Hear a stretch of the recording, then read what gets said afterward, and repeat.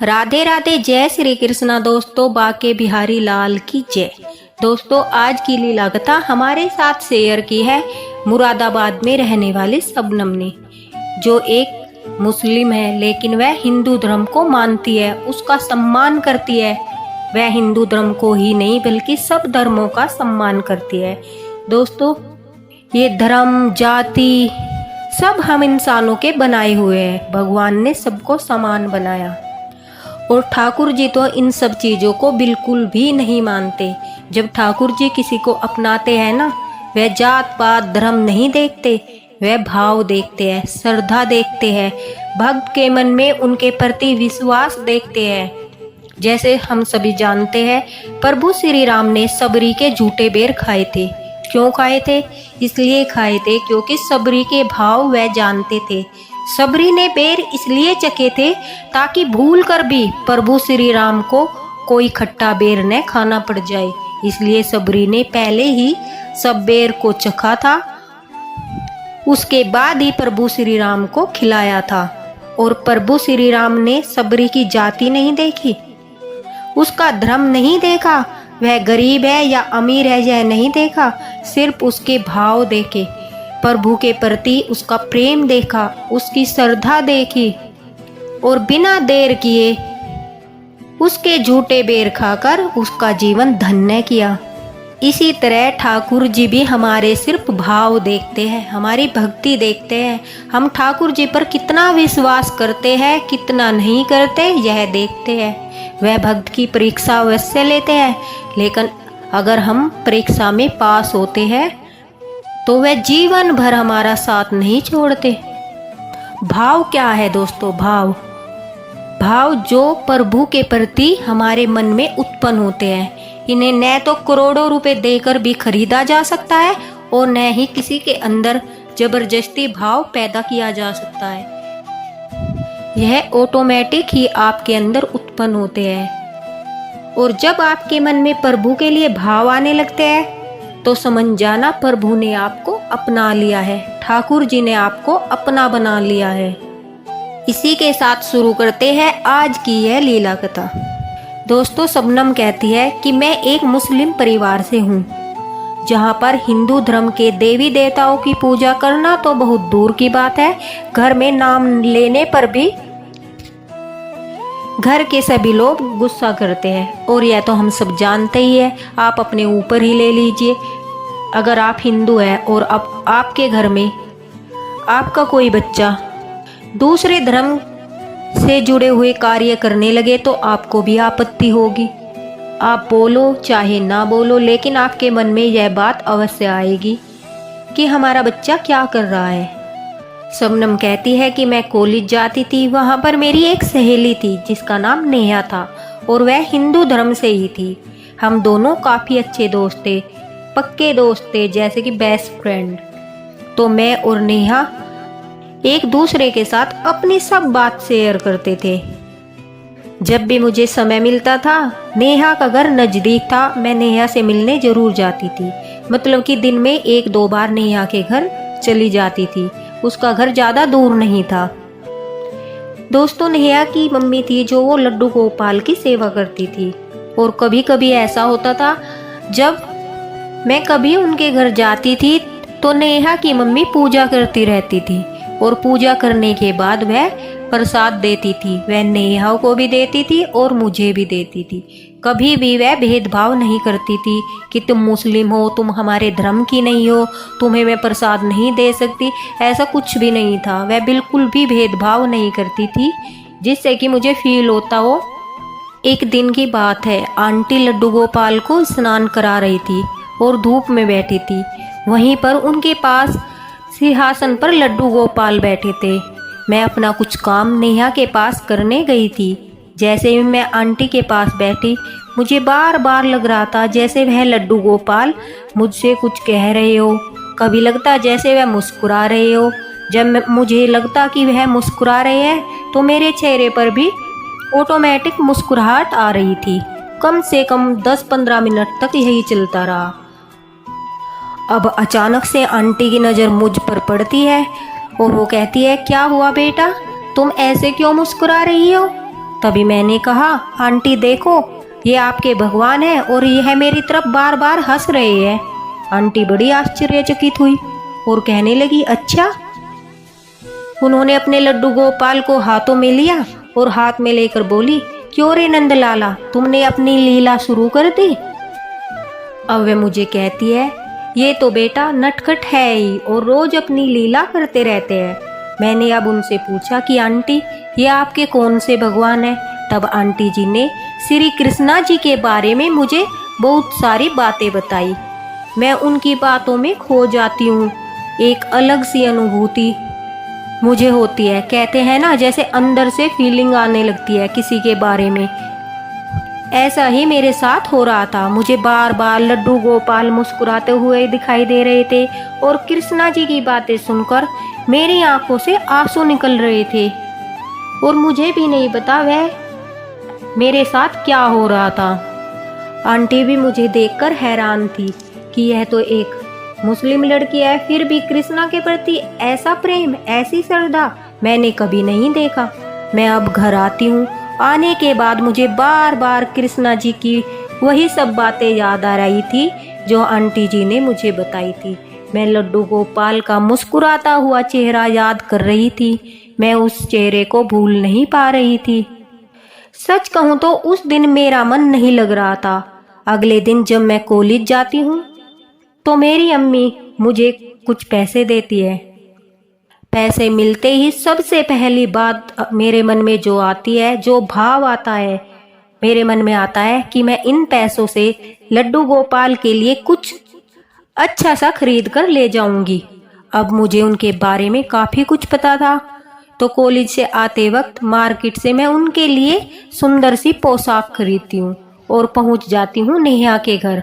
अब आंटी बड़ी हैरान थी और सोच रही थी कि यह सब क्या हो रहा है, क्योंकि हर बार उनके मन में यही आ रहा था कि मैं एक मुस्लिम लड़की होकर कृष्णा जी की ओर कैसे खिंची जा रही हूँ। मतलब मेरे भाव उनके प्रति क्यों बढ़ रहे हैं, उन्हें कुछ समझ नहीं आ रहा था।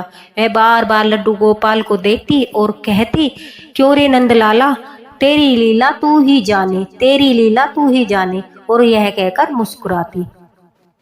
दोस्तों, शबनम कहती है कि मेरे अंदर लड्डू गोपाल के लिए प्रेम बढ़ता जा रहा था। एक दिन तो हद ही हो गई।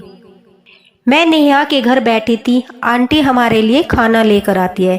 जैसे कि हम किसी दोस्त के घर जाते हैं, खाने का समय होता है और हम दोस्तों के साथ ही खाने लगते हैं, उसी तरह मैं भी नेहा के घर गई थी और खाने का समय हो चुका था। तो आंटी मेरे और नेहा के लिए खाना लेकर आती है। वहीं पर साइड में लड्डू गोपाल भी बैठे थे। आंटी की आदत ऐसी थी, वह जहाँ भी जाती थी लड्डू गोपाल को साथ साथ रखती थी। जैसे मान लो कि अगर वह बाहर धूप में बैठी है, सर्दी का मौसम है, तो वह लड्डू गोपाल बाल गोपाल को भी वहीं पर लेकर बैठती थी। अगर वह खाना बना रही है तो सब लोगों के साथ वह लड्डू गोपाल का सिंहासन भी वहीं पर लगाती थी। उसी तरह उस दिन भी लड्डू गोपाल वहीं पर बैठे थे जहां पर नेहा और बाकी सब घर वाले खाना खा रहे थे। आंटी लड्डू गोपाल को बिल्कुल अपने बेटे की तरह रखती थी। तो हुआ यूं, जैसे ही मैं खाने की प्लेट लेकर बैठी, मुझे ऐसा लगा मानो लड्डू गोपाल मुझसे कह रहे हो, मुझे भी खिलाओ ना। जैसे ही मैं खाने की कोशिश करती, मुझे आवाज महसूस होती कि जैसे कि वह मुझे पुकार रहे हैं कि मुझे भी खिलाओ ना। अब मैं हूँ मुस्लिम लड़की, माना कि आंटी भेदभाव नहीं करती थी, लेकिन अब उनके भगवान को एकदम से मैं कैसे खिलाऊं, मतलब मुझे हिम्मत नहीं हो रही थी। तभी आंटी आती है और कहती है, क्या हुआ बेटा, खाना क्यों नहीं खा रही हो?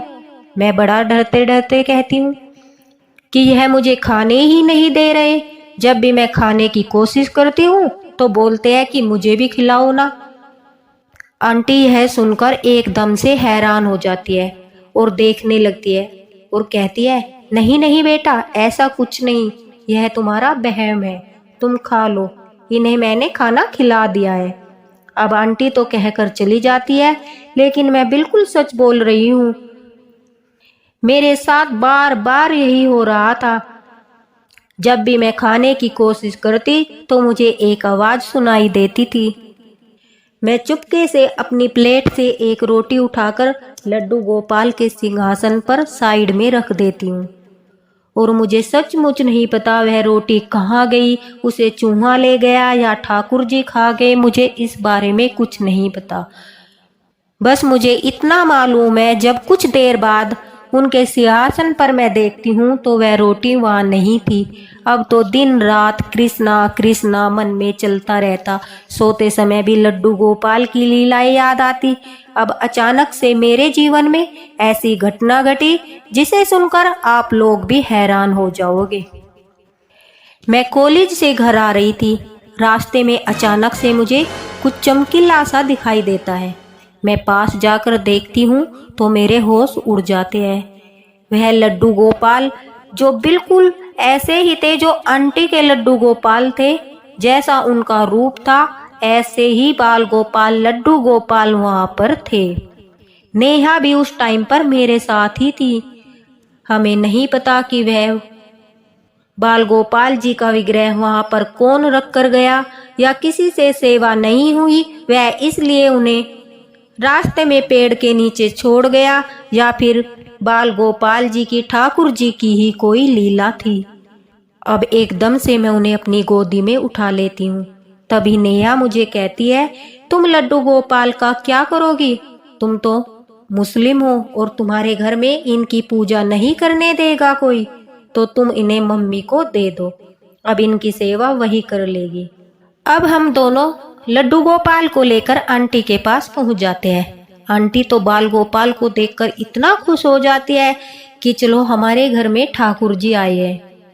हम कितने खुश नसीब है कि वह स्वयं सेवा लेने आए हैं। आंटी बड़ा ही खुश हो रही थी। उनके चेहरे पर चमक आ रही थी कि ठाकुर जी खुद सेवा लेने आए हैं। यह बड़े सौभाग्य की बात है। अब मैं बाल गोपाल लड्डू गोपाल आंटी को दे देती हूँ, लेकिन मुझे बिल्कुल भी अच्छा नहीं लग रहा था। घर आकर न तो मेरा खाने का मन कर रहा था, न ही सोने का मन कर रहा था, न ही मैं पढ़ाई कर पा रही थी। मुझे बार बार बस रोना आ रहा था। पूरी रात सोचने के बाद अब मैंने निश्चय कर लिया था कि मैं आंटी से लड्डू गोपाल लेकर आऊंगी। अगले दिन मैं आंटी से कहती हूँ कि मुझे वह लड्डू गोपाल चाहिए जो हम लोग कल लेकर आए थे।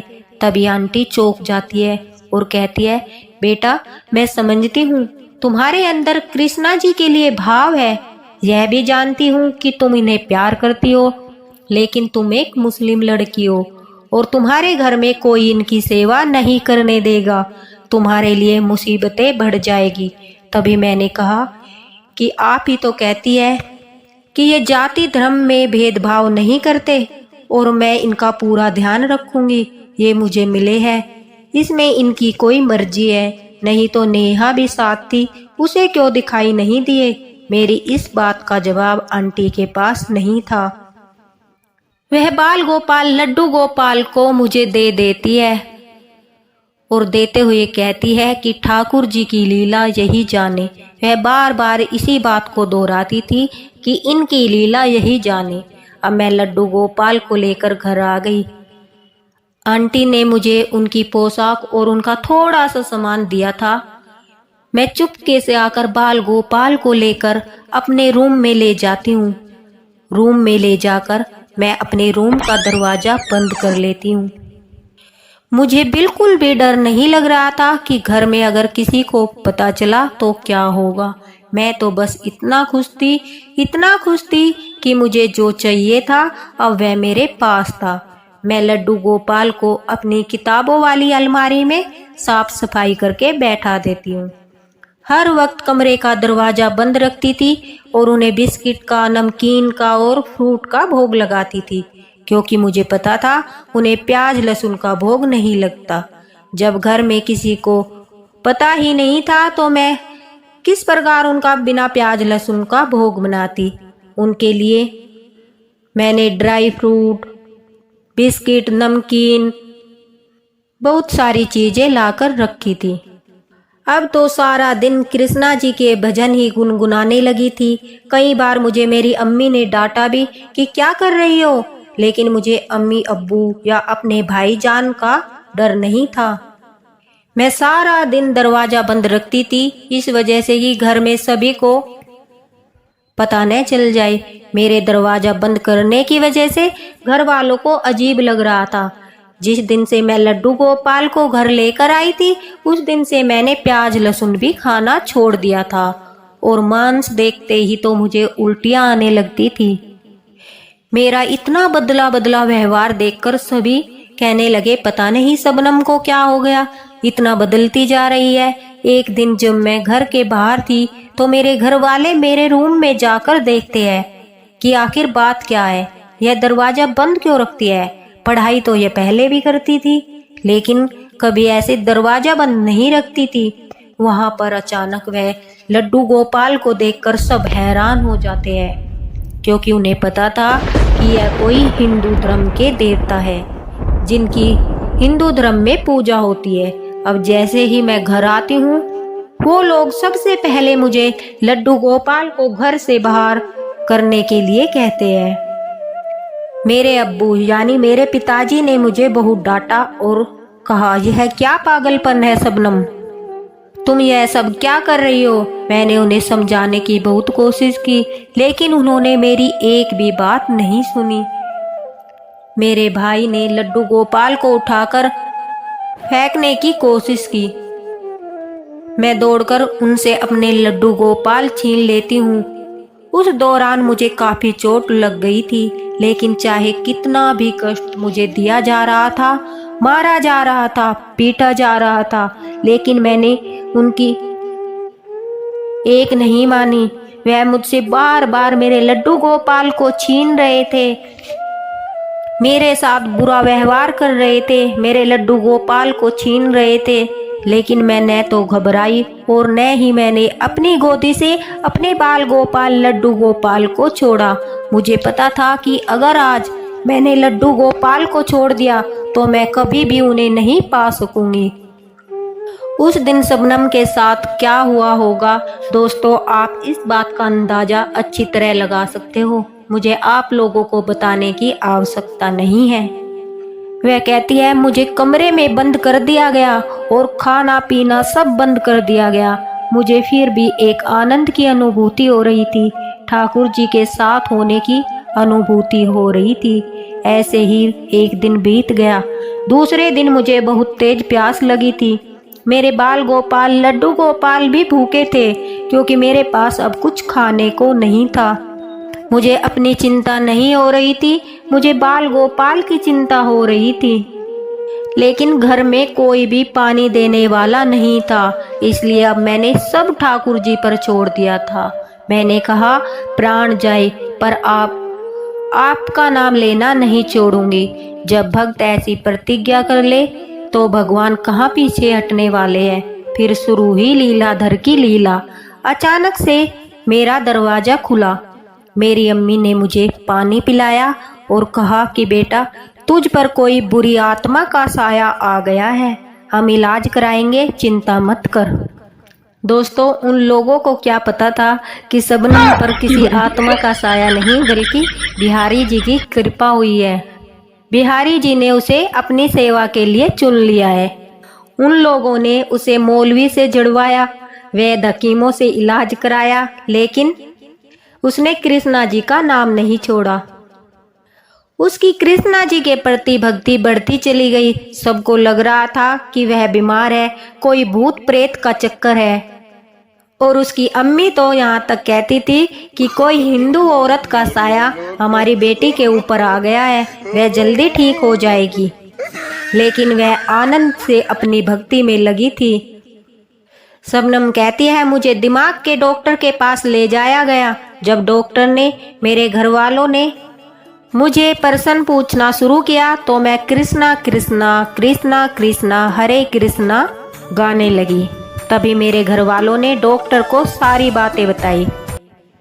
अब डॉक्टर भी मुस्कुरा रहे थे। वह हिंदू धर्म के थे और वह जानते थे कि ठाकुर जी की लगन जिसे लग जाए तो क्या होता है। घर वाले कह रहे थे, यह मूर्ति से बात करती है, खाना खिलाती है, इन्हें नहलाती है। वह मुझे दवाई देते हैं और कहते हैं जिसे सुनकर आपको भी हंसी आएगी।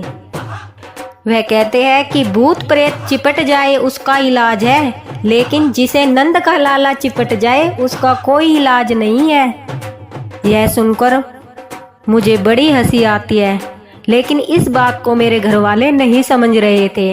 उनका कहने का तात्पर्य था, जिसे ठाकुर जी की लगन लग जाए उसका कोई इलाज नहीं है। भूत प्रेत तो तुम मौलवी से सबसे झड़वा लोगे, लेकिन ठाकुर जी की लगन जिसे लग गई उन पर इन चीजों का कोई असर नहीं होता। इसलिए भूत प्रेत चिपट जाए इसका इलाज है, लेकिन जिसे नंद का लाला चिपट जाए उसका कोई इलाज नहीं है। और यह एकदम सत्य है। अगर किसी के ऊपर कृष्ण भक्ति का रंग चढ़ जाए उसे उतारना आसान नहीं है। अब एक दिन शबनम ने बहुत बड़ा फैसला किया। उसने घर वालों से बिल्कुल साफ साफ कह दिया कि उसे कृष्णा की भक्ति करनी है, उसे न रोका जाए, नहीं तो वह हमेशा के लिए यह घर छोड़कर चली जाएगी। अगर किसी को उसकी भक्ति से परेशानी है तो वह उससे अपना संबंध खत्म कर सकता है। वह कहती है कि घर में मेरी अम्मी के सिवाय कोई मुझसे बात नहीं करता था और न ही कोई मुझे कुछ कहता था। शबनम ने ग्रेजुएशन के बाद एक हिंदू लड़के से शादी कर ली और हिंदू धर्म को अपना लिया। उसका पूरा जीवन ही बदल गया। उसके 2 बेटे हैं और उसने अपना नाम शबनम से बदलकर अंजलि रख लिया है। अब अंजलि के पति का नाम रमेश कुमार है। रमेश एक छोटी सी कंपनी में काम करता है। वो लोग लखनऊ रहते हैं और हर महीने कुछ भी हो जाए वह वृंदावन अवश्य जाती है। हमेशा तुलसी की माला पहनती है, चंदन का तिलक धारण करती है। वह कहती है कि ठाकुर जी ने उसका पूरा जीवन ही बदल दिया। वह बहुत खुश है और भजन कीर्तन भी करती है। तो देखा दोस्तों, ठाकुर जी का जात पात से कोई लेना देना नहीं है। वह तो सिर्फ भाव देखते हैं, सच्ची श्रद्धा देखते हैं। अंजलि के जीवन में इतने दुख, इतने कष्ट आए, लेकिन वह परेशानियों को पार करके अपनी भक्ति की परीक्षा में सफल हुई और ठाकुर जी ने उसका जीवन खुशियों से भर दिया। यह तो स्वयं ठाकुर जी ही जानते हैं कि उन्होंने एक मुस्लिम लड़की को किस प्रकार से अपनी सेवा दी, क्यों उसे चुना, यह सब उन्हीं की लीला है और वही जानते हैं। यह हमारी समझ से परे है। नेहा की मम्मी सही कहती थी कि उनकी लीला वही जाने। जो सच्चे भाव, सच्ची श्रद्धा, सच्चे प्रेम से ठाकुर जी को अपनाता है, उनसे प्रेम करता है, ठाकुर जी भी बाहें फैलाकर उस भक्त को अपनाते हैं। इसी के साथ बोलिए राधे राधे। दोस्तों, अगर आपको यह लीला पसंद आई हो तो इसे शेयर अवश्य करना और अपना साथ बनाए रखना। इसी के साथ बोलिए राधे राधे।